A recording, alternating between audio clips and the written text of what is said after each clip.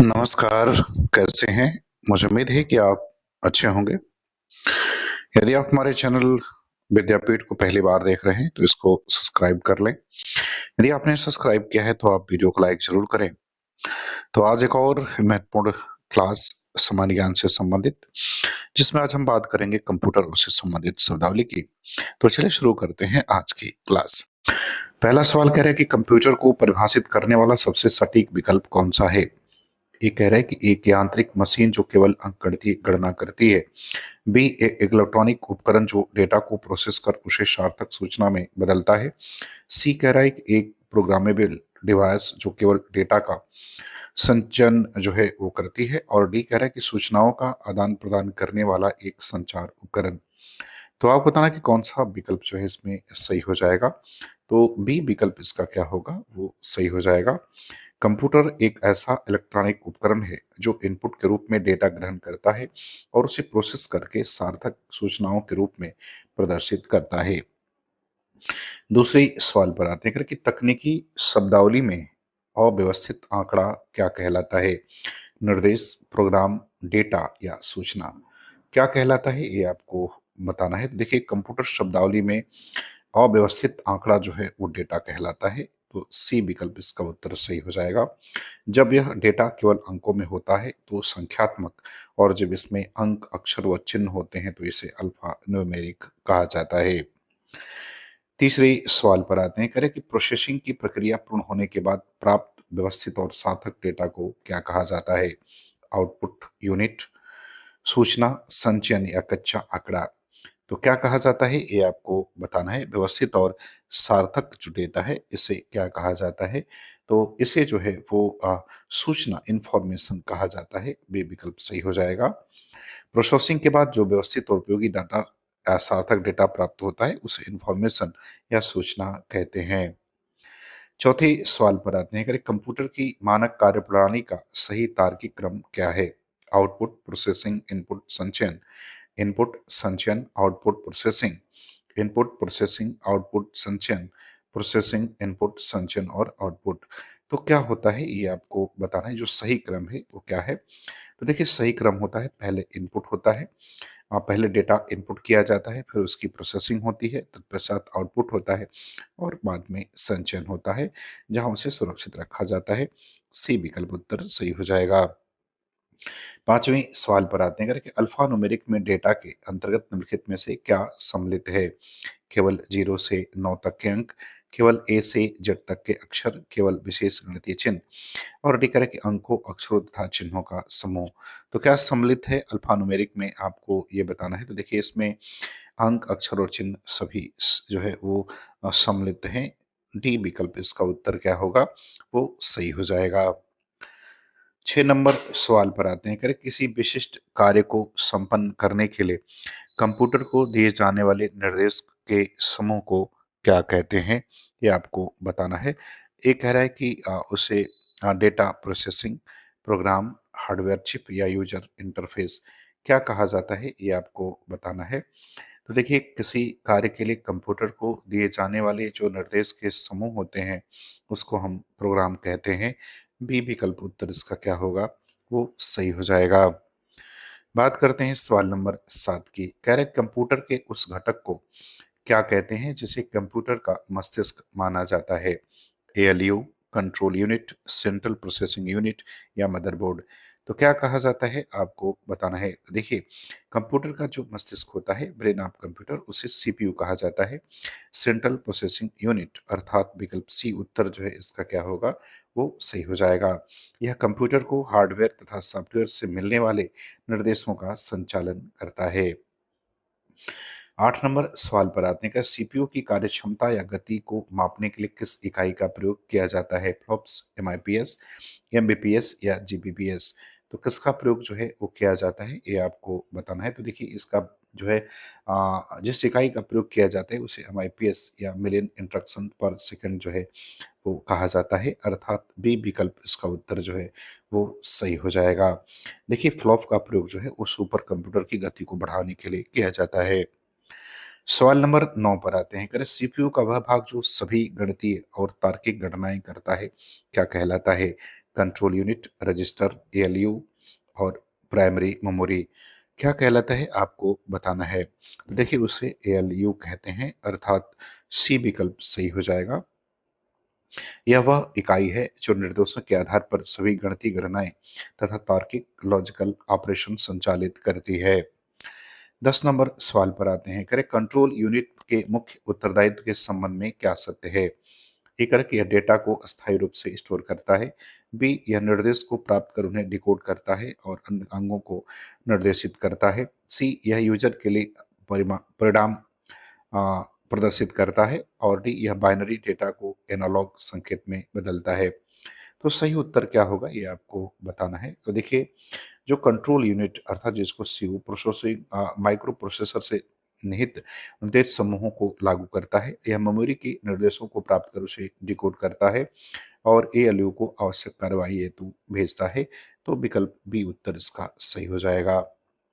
सवाल नंबर 11 पर आते हैं। कह रहे कि प्रोसेसर के भीतर वह अस्थायी स्टोरेज एरिया क्या कहलाता है जो प्रोसेस होने वाले डेटा को संभालता है। RAM, hard disk, register, memory unit या कैश मेमोरी। तो उसे हम क्या कहते हैं जो अस्थायी स्टोरेज एरिया को जो है वो संभालता है, तो उसे हम रजिस्टर या मेमोरी यूनिट कहते हैं। सी विकल्प उत्तर इसका जो है वो सही हो जाएगा। रजिस्टर या मेमोरी यूनिट प्रोसेसर में स्थित वे भाग हैं जो प्रोसेस होने वाला डेटा को संभालने का कार्य करते हैं। कंट्रोल यूनिट द्वारा डेटा इन्हीं रजिस्टर्स में भेजा जाता है। 12 नंबर सवाल पर आते हैं। करें कंप्यूटर का वह मुख्य सर्किट बोर्ड क्या है जो सभी घटकों के बीच संचार का माध्यम और आधार बनता है। Graphic card, sound card, motherboard या एक्सपेंशन स्लॉट। तो इसका सही उत्तर क्या हो जाएगा आपको बताना है। तो इसका सही उत्तर जो है वो मदरबोर्ड हो जाएगा। सी विकल्प सही होगा। देखिए मदरबोर्ड मुख्य प्रिंटेड सर्किट बोर्ड पीसीबी है जो कंप्यूटर का आधार या बेस होता है। यह सीपीयू, रैम तथा अन्य हार्ड जो वेयर होते हैं उनके बीच संचार का माध्यम सुनिश्चित करता है।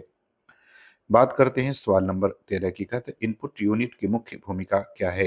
ए प्रोसेस किए गए डाटा को स्टोर करना, उपयोगकर्ता के डेटा प्राप्त कर उसे प्रोसेसिंग यूनिट को प्रदान करना, बाइनरी कोड को मानवीय भाषा में बदलना, कंप्यूटर की बिजली आपूर्ति को नियंत्रित करना। तो आपको बताना है कि इनपुट यूनिट की मुख्य भूमिका क्या होती है। तो देखिए इसकी मुख्य भूमिका यह होती है कि यह उपयोगकर्ता के डेटा प्राप्त करके उसे प्रोसेसिंग यूनिट को प्रदान करे। तो बी विकल्प इसका उत्तर क्या हो जो वो सही हो जाएगा। 14 नंबर सवाल पर आते हैं। करें कि आउटपुट यूनिट निम्नलिखित में से कौन सा कार्य संपन्न करती है। कच्चे डेटा को कंप्यूटर में फीड करना, प्रोसेसिंग डेटा या परिणाम को उपयोगकर्ता को उपलब्ध कराना, ऑपरेटिंग सिस्टम को लोड करना या प्रोग्रामिंग कोड लिखना। तो सही उत्तर इसका जो है वो क्या हो जाएगा। तो देखिए इसका सही उत्तर विकल्प बी जो है वो हो जाएगा। आउटपुट यूनिट का कार्य प्रोसेसर द्वारा तैयार किए गए परिणाम या प्रोसेस डेटा को उपयोगकर्ता के समक्ष प्रस्तुत करना या उपलब्ध कराना होता है। 15 नंबर सवाल पर आते हैं। कहते हैं प्रथम गणना यंत्र पास्कलाइन का आविष्कार किस वर्ष और किसके द्वारा किया गया। 1822 चार्ल्स बेबेज, 1642 ब्लेज पास्कल, 1946 जेबी स्कॉट और 1890 हरमन ओले रीथ। किसके द्वारा किया गया ये आपको क्या करना है वो बताना है। तो ये ब्लेज पास्कल के द्वारा 1662 में किया गया। बी विकल्प इसका जो है वो क्या होगा वो सही हो जाएगा। ये फ्रांसीसी वैज्ञानिक थे पास्कल, जो विश्व का प्रथम गणना करने वाला यंत्र था। इसका इन्होंने जो है वो आविष्कार किया था। हैं सवाल नंबर 16 की। 16 में करें में से किसे कंप्यूटर का जन्मदाता की उपाधि दी गई है। Alan Turing, John von Neumann, Charles Babbage और जैक किबले। तो किसे जो है वो कंप्यूटर का जनक या कंप्यूटर का जन्मदाता कहा जाता है। तो चार्ल्स बेबेज को कहा जाता है। सी विकल्प सही हो जाएगा। ये एक अंग्रेज गणितज्ञ थे जिन्होंने कंप्यूटर का आविष्कार किया। उन्होंने ही जो है डिफरेंस इंजन और एनालिटिकल इंजन की परिकल्पना तैयार की थी। 17 नंबर सवाल पर आते हैं। करें कि आधुनिक कंप्यूटर का जनक किसे कहा जाता है। Charles Babbage, Alan Turing, lady एडा लॉलेस और हरमन होलेरिथ। किसे जो है वो आधुनिक कंप्यूटर का जन्म, फादर ऑफ मॉडर्न कंप्यूटर जो है वो किसे कहा जाता है। तो ये कहा जाता है एलन ट्यूरिंग को कहा जाता है। क्यों कहा जाता है क्योंकि 1936 में ट्यूरिंग मशीन का विकास करने वाले एलन ट्यूरिंग जो है एलन ट्यूरिंग है और उन्हें ही आधुनिक कंप्यूटर का जनक कहा जाता है। सवाल नंबर 18 पर आते हैं। करीब वर्ष 1890 में पंच कार्ड का विकास करने वाले व्यक्ति कौन थे, जिसका उपयोग गणनाओं को स्टोर करने हेतु किया जाता है? Blaise Pascal, Herman Hollerith, John Napier या बिल गेट्स? तो किसने जो है पंच कार्ड का जो है वो आविष्कार किया था, ये आपको जो है वो बताना है। इसका विकास किसने किया? तो इसका विकास जो है वो जर्मन होलेरिथ ने किया था, हरमन होलेरिथ ने किया था, सॉरी। बी विकल्प इसका उत्तर जो है वो सही हो जाएगा। इन्होंने पंच कार्ड का निर्माण किया 1890 ईस्वी में, जिसमें सांख्यिकी जानकारी और गणनाओं को स्टोर किया जा सकता था। 19 नंबर सवाल पर आते हैं। कि स्टोर प्रोग्राम और कंप्यूटर आर्किटेक्चर की अवधारणा किसने प्रस्तुत की? चार्ल्स बेबेज, जॉन वान न्यूमैन, जैक किल्बी या रॉबर्ट नॉयस ने? तो आपको ये बताना है कि इस स्टोर स्टोर्ड प्रोग्राम और कंप्यूटर आर्किटेक्चर की अवधारणा किसने प्रस्तुत की?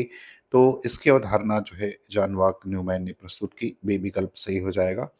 देखिए, सन 1945 में गणितज्ञ जॉन वान न्यूमैन द्वारा पहली बार स्टोर प्रोग्राम की अवधारणा दी गई। उन्होंने बाइनरी नंबर सिस्टम और कंप्यूटर आर्किटेक्चर की नींव जो है वो रखी। सवाल नंबर 20 पर आते हैं। 20 में कह रहे हैं कि विश्व का पहला पूर्णतः इलेक्ट्रॉनिक कंप्यूटर कौन सा है, जिसे 1946 में सामान्य उद्देश्यों के लिए बनाया गया? यूनिवैक फर्स्ट, मार्क फर्स्ट, एनआईएसी और एप्पल सेकंड? तो आपको बताना कि कौन सा कंप्यूटर है जो 1946 में सामान्य उद्देश्यों के लिए बनाया गया था। तो उसका नाम जो है वो आपका क्या है? एनआईएसी है। एनआईएसी विकल्प सी उत्तर जो है वो सही हो जाएगा। 1946 में electronic numerical integrator and calculator इसका पूरा नाम है, का निर्माण हुआ था। यह पहला इलेक्ट्रॉनिक कंप्यूटर था जिसे सामान्य उद्देश्यों के लिए प्रयोग के लिए सामान्य उद्देश्यों के लिए प्रयोग किया गया था। चलिए बात करते हैं सवाल नंबर 21 की। कह रहे वह पहला वाणिज्यिक कंप्यूटर कौन सा है जिसका उपयोग यूएस जनगणना में किया गया? ए कह रहे कि यूएनआईएसी, बी कह रहे कि यूनिवैक फर्स्ट, सी कह रहे कि सीडीसी 6600 और डी कह रहे कि परम 8000। तो आप बताना है कि कौन सा ऐसा कंप्यूटर था जिसका उपयोग जो है यूएस जनगणना में किया गया। तो इस जनगणना में जिसका प्रयोग किया गया उसका नाम यूनिवैक फर्स्ट था।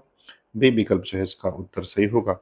ये वर्ष जो है 1951 में निर्मित था। विश्व का पहला वाणिज्यिक कंप्यूटर था जिसका उपयोग पहली बार जनगणना के कार्यों में किया गया। इसका पूरा नाम यूनिवर्सल ऑटोमेटिक कंप्यूटर है। सवाल नंबर 22 पर आते हैं। 22 में कह रहा है कि इंटीग्रेटेड सर्किट, 22 में कह रहा है कि इंटीग्रेटेड सर्किट आईसी का कंप्यूटर चिप का आविष्कार किस वर्ष जैक किल्बी और रॉबर्ट नॉयस द्वारा किया गया? 1947, 1958, 1971 या 1964? तो किस वर्ष जो है वो किया गया ये आपको बताना है। तो इसका आविष्कार 1958 में किया गया। बी विकल्प जो है इसका उत्तर सही हो जाएगा। ये जो है सिलिकॉन से बना होता है और इसमें कई सारे ट्रांजिस्टर समाहित होते हैं, ट्रांजिस्टर जो है वो समाहित होते हैं। सवाल नंबर 23 पर आते हैं। करेक्ट, प्रथम पीढ़ी के कंप्यूटरों में सर्किट के लिए मुख्य घटक के रूप में किसका प्रयोग जो है वो किया जाता है? Transistor, vacuum tube, integrated circuit या माइक्रो प्रोसेसर? तो किसका प्रयोग किया जाता है ये आपको बताना है। तो देखिए, पहली पीढ़ी के जो कंप्यूटर हैं उसमें जो है इंटीग्रेटेड सर्किट का प्रयोग किया जाता है। सी विकल्प जो है इसका उत्तर सही हो जाएगा। सी विकल्प जो है इसका क्या होगा? उत्तर सही जो है वो हो जाएगा। बात करते हैं सवाल नंबर 24। 24 में कह रहे हैं कि द्वितीय पीढ़ी के कंप्यूटर में वैक्यूम ट्यूब को किस तकनीकी द्वारा प्रतिस्थापित किया गया? Micro processor, transistor, IC chip या कृत्रिम बुद्धि? तो कृत्रिम बुद्धि किसके द्वारा जो है वो प्रतिस्थापित किया गया? तो देखिए, द्वितीय पीढ़ी में जो ट्रांजिस्टर का आविष्कार 1947 में होने के बाद इसे वैक्यूम ट्यूब की जगह इस्तेमाल किया गया। इसमें कंप्यूटर छोटे भी हो गए और तेज हो गए। तो इसका जो सही उत्तर हो जाएगा वो हो जाएगा विकल्प बी, ट्रांजिस्टर। क्या हो जाएगा? ट्रांजिस्टर। सवाल नंबर 25 पर आते हैं। करें, तृतीय पीढ़ी की सबसे महत्वपूर्ण उपलब्धि क्या थी जिसमें कंप्यूटर की गति और दक्षता बढ़ाई? Vacuum tube, transistor, integrated circuit या कृत्रिम बुद्धि? तो आपको बताना है कि तीसरी पीढ़ी के जो कंप्यूटर थे उसकी गति और क्षमता कैसे बढ़ी थी, किसके द्वारा जो है वो क्षमता बढ़ी थी? तो बढ़ी थी इंटीग्रेटेड सर्किट के द्वारा। सी विकल्प इसका उत्तर जो है वो क्या होगा? वो सही हो जाएगा। इंटीग्रेटेड सर्किट का व्यापक प्रयोग हुआ इस समय और इसी पीढ़ी ने पहली बार कीबोर्ड, मॉनिटर और ऑपरेटिंग सिस्टम का उपयोग करना शुरू किया। सवाल नंबर 26 पर आते हैं। कह रहे हैं, चौथी पीढ़ी के कंप्यूटरों में प्रयुक्त होने वाले मुख्य उपकरण का क्या नाम है? Vacuum tube, micro processor, transistor या मैग्नेटिक कोर। तो सही उत्तर इसका क्या होगा? तो देखिए, जो चौथी पीढ़ी के कंप्यूटर है उसमें माइक्रो प्रोसेसर का प्रयोग किया जाता है। बी विकल्प जो है वो सही हो जाएगा। सवाल नंबर 27 पर आते हैं। कह रहे हैं कि पांचवी पीढ़ी के कंप्यूटर का मुख्य तकनीकी लक्ष्य क्या है? वैक्यूम ट्यूब को बेहतर बनाना, कृत्रिम बुद्धि का विकास, केवल संचयन क्षमता बढ़ाना या ट्रांजिशन का आकार बढ़ाना। तो सही उत्तर क्या है, ये आपको क्या करना है वो बताना है। तो इसका सही उत्तर जो है वो हो जाएगा, पांचवी पीढ़ी के जो कंप्यूटर हैं कृत्रिम बुद्धि अर्थात जिसको एआई कहते हैं, इसका विकास करना अर्थात बी विकल्प उत्तर सही होगा। सवाल नंबर 28 पर आते हैं। कहते हैं कि प्रथम पीढ़ी के कंप्यूटर में इनपुट और आउटपुट के लिए प्रयुक्त होने वाले प्राथमिक साधन क्या थे? कीबोर्ड और monitor, punch card, paper plate तथा प्रिंटर, माउस और जॉयस्टिक और टच स्क्रीन और प्लास्टर। तो क्या साधन थे? आपको जो है इसका उत्तर क्या करना है वो बताना है। तो देखिए, पहली पीढ़ी के जो कंप्यूटर में इनपुट के लिए पंच कार्ड तथा पेपर टेप का और आउटपुट के लिए प्रिंटर का उपयोग किया जाता है अर्थात विकल्प बी जो है इसका उत्तर क्या होगा वो सही हो जाएगा। सवाल नंबर 29 पर आते हैं। करें कि इंटीग्रेट सर्किट ऐसी सिलिकॉन की बनी होती है, ये किस पीढ़ी की मुख्य विशेषता है? प्रथम पीढ़ी, द्वितीय पीढ़ी, तृतीय पीढ़ी या चौथी पीढ़ी? तो किसकी मुख्य विशेषता है? तो देखिए, ऐसी जो सिलिकॉन से बनी होती है ये तृतीय पीढ़ी की विशेषता है। सी विकल्प इसका उत्तर जो है वो सही हो जाएगा। इससे कंप्यूटरों को सामान्य जन के लिए सुलभ बनाया गया। 30 नंबर सवाल पर आते हैं। करें कि चौथी पीढ़ी की तकनीकी संरचना के संदर्भ में निम्नलिखित में से कौन सा कथन सही है? लेकर इसमें वैक्यूम ट्यूब का उपयोग कर हजारों सर्किट बनाए गए। इसमें हजारों इंटीग्रेटेड सर्किट एक ही सिलिकॉन चिप पर लगे होते हैं।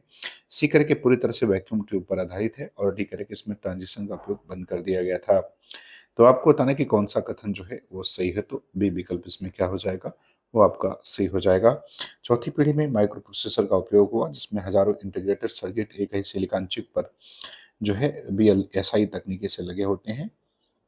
हाँ, VLSI तकनीकी से जो है वो लगे होते हैं। तो मुझे उम्मीद है कि ये वीडियो आपको पसंद आएगी, अच्छा लगे तो आप चैनल को सब्सक्राइब जरूर करें। पूरा वीडियो देखने के लिए आपका बहुत बहुत धन्यवाद।